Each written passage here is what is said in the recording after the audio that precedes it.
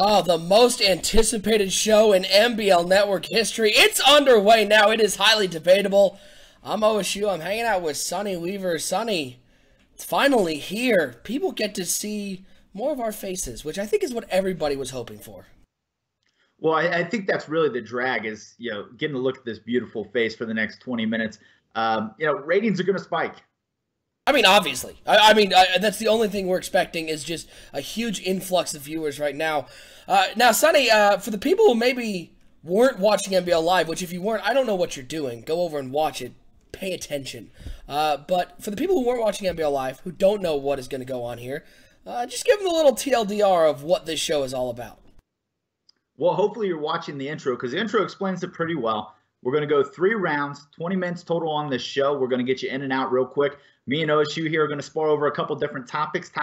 No topics are off limits. Feel free to submit those in the comments after the video. I'll tell you what, it's going to get heated.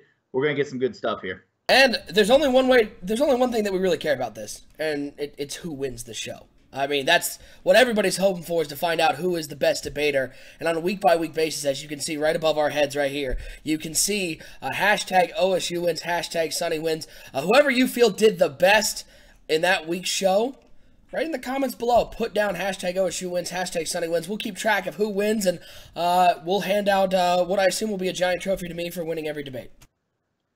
Well, there'll be a giant trophy. It'll rest here in the house of Sonny Weaver. Settle down there, Tonto. All right. Sonny, it's the first show. You ready to get this bad boy underway? Let's get it on. All right. Round 1. We saw Daniel Shirley starting for the Jacksonville Jaguars on NBL Live. And suffice to say, it was a rough opening for the young fella. Frankly, did nothing correct in that game. He threw, I believe 7 interceptions in that game. It might have only been 6. I lost count after a while. It was a horrendous start for the 1-win Jacksonville Jaguars. So, our round 1 topic, Sonny Weaver, the question I will pose to you first, give you the first crack at it, was starting Daniel Shirley a mistake in that game on NBL Live? Yeah, that was definitely a mistake. And let me explain something to you here. I don't mind the rookie quarterback taking a chance to learn behind a veteran quarterback. They went out, they bring in Jacoby Brissett. The plan's great, right? Whether you like it or not, where it falls apart is when you start him halfway through the year. There's no explanation for that. You've got a young quarterback. He didn't get all the first-string reps all throughout the year. He didn't get the first-string reps at camp. And now you're going to throw him out there week 7, week 8, and he just gets his brains kicked in. 6 interceptions. You set this guy up for failure. He was supposed to be the next great quarterback coming out of the draft. And instead what you got is a guy who has broken confidence. And I think this one may set him back a couple years. Here's my thing. I have no problem with them starting Daniel Shirley, but I got another problem, and I'm going to throw it out to the coaching staff in Jacksonville. Why in the blue hell was Daniel Shirley not starting from the beginning? If you have this guy, we all knew the talent he was coming out of college. We knew that this guy was the potential savior of Jacksonville, as owner on Isolated was saying. I don't give a crap if you have Jacoby Brissett. Why aren't you playing him? This guy is talented. This guy has the skills to be good. And if you put him in week 1, he can face some adversity this season. He can figure out what he's doing. And then in week 8 on NBL Live, instead of getting embarrassed, you actually have a chance to win the game. Yeah, but you have to understand for a second here. All rookies, when they come out, they come out at different levels. The coaching staff may have not thought he was ready. I want them to trust their plan, right? You say trust the process. Well, the process says, hey, dear fan base, you don't run this team. We do. Don't give in to the fan base's cheers for your first overall pick. You stick to your plan. You write it out for the rest of the year, and you let them start year 2. No, but here's the thing. I legitimately hate that excuse of follow the plan, follow the plan. The Jaguars are 1-10. I mean, following the plan isn't putting butts in the seats. And at the end of the day, Jacksonville is not a big market. They need to have their fans on board with them. Put the young fella in there, get some butts in seats, and sit there and go, hey, we're actually trying to win this season, as opposed to what they're doing right now, which is just proving over and over again that they are the worst team in the league. No, OSU. Daniel Shirley or not, this team is not set to win right now. They're still a couple years away. Wasting this year was nothing. Because the fact of the matter is they weren't going to win, Daniel Shirley or not. All you've done is exposed a rookie quarterback to a bad situation. Yeah, but let's be clear here. The Jacksonville Jaguars, their problems are on the defensive side of the ball. I mean, we do know that their defense is absolutely horrible. But at the end of the day, I mean, look at a team like the Carolina Panthers, who are sitting there I think they're at 5-5 at this point. They've got the worst defense in the league, but the reason why they've won 5 games is because they got an offense that can put up points. You start Daniel Shirley at the beginning, you have Leonard Fournette, you have Allen Robinson, who is healthy for at some part of the season, and you have Allen Hurns. At the end of the day, you'd at least have an offense that can sort of crush that terrible defense. I'm not saying they're going to make the playoffs. I'm not saying they're even going to be good. I'm saying it can only get one game worse than one win. And at the end of the day, the Jaguars need to show their fans that, hey, we're really trying to compete out here, and put the young fella in from the beginning. Yeah, put him in from the beginning or don't put him in at all. That's where I'm standing with that. Make a choice. Don't split halfway through the year. Yeah, I think we can both agree that starting him on NBL Live in the middle of the season might have been one of the dumbest moves I've ever seen in terms of a way to show on NBL Live the team that you have. Hey, just throw the young fella in there with the Wolves and hope for the best. Yeah, that just not good luck. No, not good at all. All right, well, that's it for round 1. Again, keep track of who you think wins these arguments. It's me, obviously, because I have hair. That's the only argument that you can have. But again, keep track. See who you think wins and post that in the chat at the end of the episode. Hashtag OSU wins, hashtag Sonny wins. I guess it's not a chat when we're not live. It's just the comments. I'm so hip with the technology. Let's go to round 2. And in round 2, oh, the defending Super Bowl champions. Oh, the Seattle Seahawks. Super Bowl hangover question mark. That's really the only question you can ask, because this Seattle Seahawks team, well, they're not very good. They're sitting there, as of recording, at 4-6. They've got a very middle-of-the-road team on both sides of the ball, and at the end of the day, this is not looking like a Super Bowl defending team. Barely looking like a playoff team at this point. So a round 2 question is there a Super Bowl hangover for Seattle? Sonny, I'm going to take this one first. Seattle's horrible. And they're really bad. And here's why they're really, really bad. Have you looked at their division? Have you looked at how many cakewalk games they have in their division?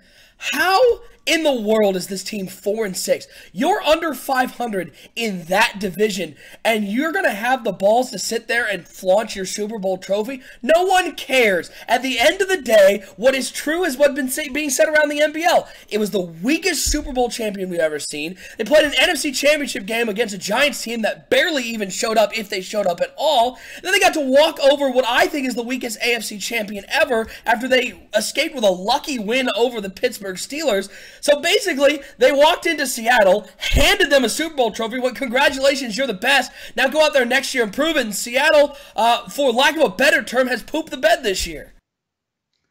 Well, shots fired there everywhere. I think everyone's going to get a thank you card from OSU after the show for giving him plenty of fire there, because he was just rolling. Okay, so the Seattle team, right? Obviously, they're struggling. They're not getting the same pressure they got last year. They set the single-season NBL record for sacks for a team. Very impressive. This year, they're just not getting home as much. They're about middle of the road when it comes to sacks. They were built on a good, solid running game. The running game's not been as good this year. But what I will say, OSU, is all you have to do is make the playoffs.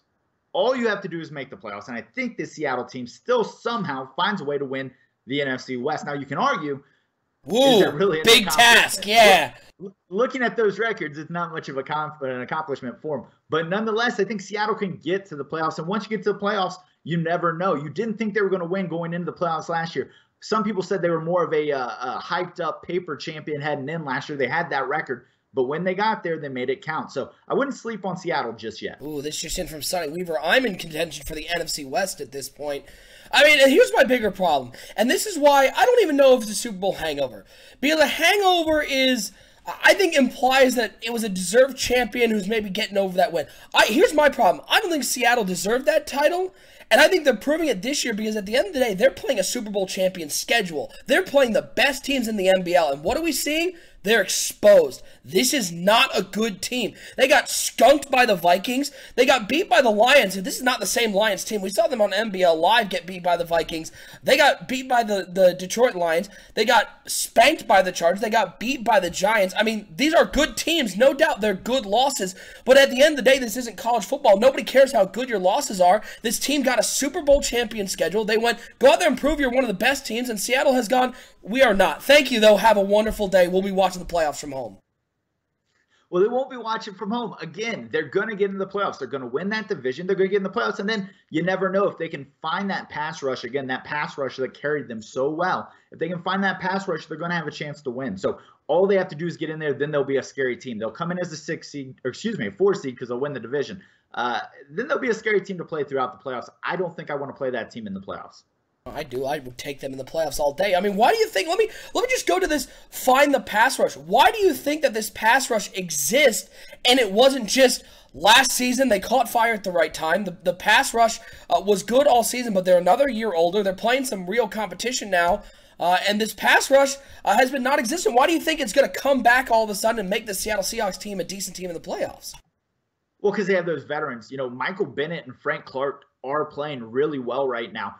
They got to find some more interior pass rush. Not sure there. Malik McDowell's having a good year. I think really what they got to do is limit the turnovers. When you start looking at their turnovers, they're not getting them as much on the defensive side, and they're really turning it over a little too much on the offensive side.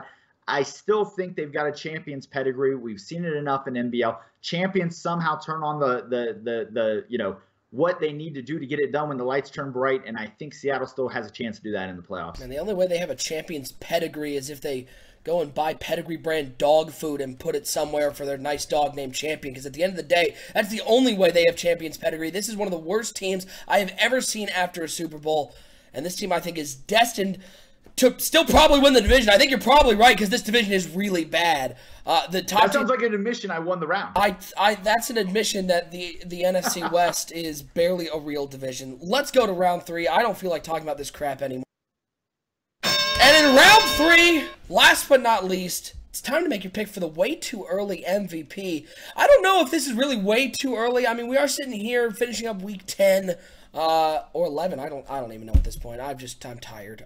We've played a lot of games at this point, but Dalvin Cook, Melvin Gordon, Christian McCaffrey, of course, the two-headed monster in Pittsburgh, Ben Roethlisberger, Le'Veon Bell. Sonny, I'll give this to you. Who do you think is the MVP right now in the NBL? Who's your way too early pick? Well, let me tell you that the MVP is not who it should be, and that's no fault of this person. The real MVP should be Takkarist McKinley out of Atlanta. However, he goes down with injury, really derailing his MVP caliber season. He should have been the MVP last year, 27 sacks. Should get it again this year. He was on that pace yet again. One of the best rushers in NBL, but he's on the sideline. So I'm going to go with my number 2 pick, and that is running back Christian McCaffrey of the Carolina Panthers. And let me tell you why. No. Well, when you talk about MVP, right, it's most valuable player, and no player is more valuable to their team than Christian McCaffrey. We saw it last year when McCaffrey went down with injury. That team struggled. He struggled this year early on with some injuries. He's come back full force, 1,000 yards rushing right now. This guy is electric. He carries this Carolina team. They've been on a winning streak since he's been on. Watch out for the Carolina Panthers and Christian McCaffrey. Ooh, an MVP from a 5-5 team. Not that valuable when your team is garbage. Again, a lot of that is on the Carolina defense, and Christian McCaffrey is having a nice year, but I don't care. At the end of the day, the MVP needs to go to somebody on, first of all, a good team that is actually contributing to helping this team win a division, get to the playoffs. And at the end of the day, I think there's an argument for both Dalvin Cook and for Melvin Gordon. The Vikings are having really an unbelievable season. A season I don't think anybody really expected, especially after that Week 1 NBL Live game that they lost. They've won 9 in a row since then. But my pick's Melvin Gordon. And the big reason is I continue, and part of it is complete and total bias from being in the AFC West. That San Diego Chargers team is the most overlooked and disrespected team in the NBL. They sat there last year. They were absolutely phenomenal. They went 15-1 in the regular season. This year, they're having another great year, and a lot of it is based on the fact that Melvin Gordon is controlling the ground game for the San Diego Chargers and opening it up for Phillip Rivers in the passing game. And when you got guys on the outside like Keenan Allen, you're suddenly a two-headed monster and keeps defenses on their heels. And oh, by the way, congratulations, Christian McCaffrey. Your team's 5-5, probably not making the playoffs. The San Diego Chargers are in position to win yet another AFC West title. Wrong. It's not a team award. Let's get that straight right now. It's not the most valuable team. No, it's not the most valuable team. It's the most valuable player. And when you look at this Chargers team, Melvin Gordon is having a good year. 887 yards is good. It's not 1,000 yards. It's not Christian McCaffrey. McCaffrey brings more from the passing game. When you look at this Chargers team, J.D. McKissick, he's got 200 yards. He's averaging more yards per touches anyways. I think you could put anybody in that Chargers offense, and they would have 6+ yards per carry, 15 touchdowns, 1,000 yards. It's the team. You're giving an award to a team. I'm telling you right now, you take Christian McCaffrey off that Panthers team, they're a top 5 pick in the NBL draft. You take Melvin Gordon off that Chargers team, they're still a top 2 seed in the playoffs. Okay, well, let's start with the argument of Christian McCaffrey is good because they can throw swing passes to him. Just means that defenses aren't paying attention. That's all Christian McCaffrey can do. Let's not pretend like McCaffrey is doing anything special. He's catching the ball out of the backfield. He is a very talented player. He is not the most valuable player. And while I agree that the Chargers team as a whole is much better, the McKissick argument is complete crap because at the end of the day, McKissick plays the entire fourth quarter. This Chargers team continues to win by so much. And I don't know if you realize this, Sonny, but at the end of the day, your goal is to take that pigskin and put it in the damn end zone. And Melvin Gordon has the most rushing touchdowns in the league right now. He's averaging 5.4 yards per carry. And, Melvin Gordon also plays in a much tougher division than Christian McCaffrey does in that NFC South. But again, you said all Christian McCaffrey does is catch swing passes, except he's rushed for over 1,000 yards already. McCaffrey will be your yardage leader this year. He's going to lead, watch this, he's going to lead the Panthers to the playoffs. Yes, I said it. The Panthers will make the playoffs. But he's drinking on MBL again, guys. We got it. With show's canceled. We're done. I'm good. Nope. Hey, I'd like to congratulate Christian McCaffrey on leading in yards because the important thing is when you look up at that scoreboard, it's who has the most yards that wins the game. Oh, wait. 5-5 team, and congratulations on being able to gather yards against the 2-9 Tampa Bay Buccaneers. Now, you see, Christian McCaffrey has given their quarterback the ability to actually score. Heath Joyce is now firmly in the Rookie of the Year conversation, and that's because of what Christian McCaffrey provides to him. He's a big play threat at all times. Christian McCaffrey, folks, I called it here, will lead this team to the playoffs. Okay, so when Sonny Weaver is wrong, I'd say we'd shave your head, but you already got that taken care of. There's just no way. The MVP, I get that everybody wants to make the argument of MVP should go to who's the most valuable, but by that case, I assume Leonard Fournette is the MVP because he's the only real player on Jacksonville at this point. I mean, the problem is the MVP goes to a player on a team that is actually getting into the playoffs. They are not Carolina winning that. Will be in the playoffs. They are not. You are 100% wrong. They're not even right now. They're not. They're a game back in the wild card behind the Chicago Bears, who are sitting there at 7-4. They're not going to win their division. If you'll excuse me, I'm going to pull up their schedule. Let's see who the Panthers have to deal with from now on. I just can't believe that you think that they're going to. Do you think they're going to make the playoffs? Or they're going to win the division. They're going to make the playoffs. Okay. I didn't say they're going to win the division. See, now you're just making stuff. Okay, but let's be clear. Schedule and you go, oh wait. Well, let me pull up the schedule and maybe they will do it. No, Sonny. Well, they are not because at the end of the day, they play. Okay, they play the Tampa Bay Buccaneers. So congratulations, he's got 200 yards. They play the not top 5 Cleveland Browns, and then they finish against the Cowboys, Steelers, and Lions, all above 500 teams. And I'm calling it now: the Carolina Panthers will not win a single one of those games, week 15 to 17. And congratulations, you're going to be sitting there at 7-9. Week 15 through 17, not one game. I will take you up on that bet. I bet you they win 2 of those games. Okay. Well, you heard it here first. We have our first highly debatable bet, and we'll figure out what it is. I assume it's going to be $1,000, right? That's the normal, appropriate bet here on Highly Debatable.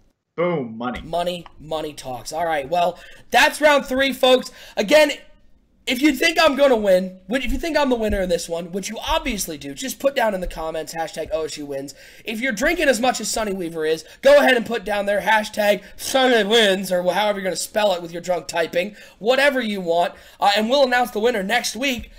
But we got one last thing to do here on the show, and it's something we're going to do at the end of every show. It's time to give our highly debatable shout-out.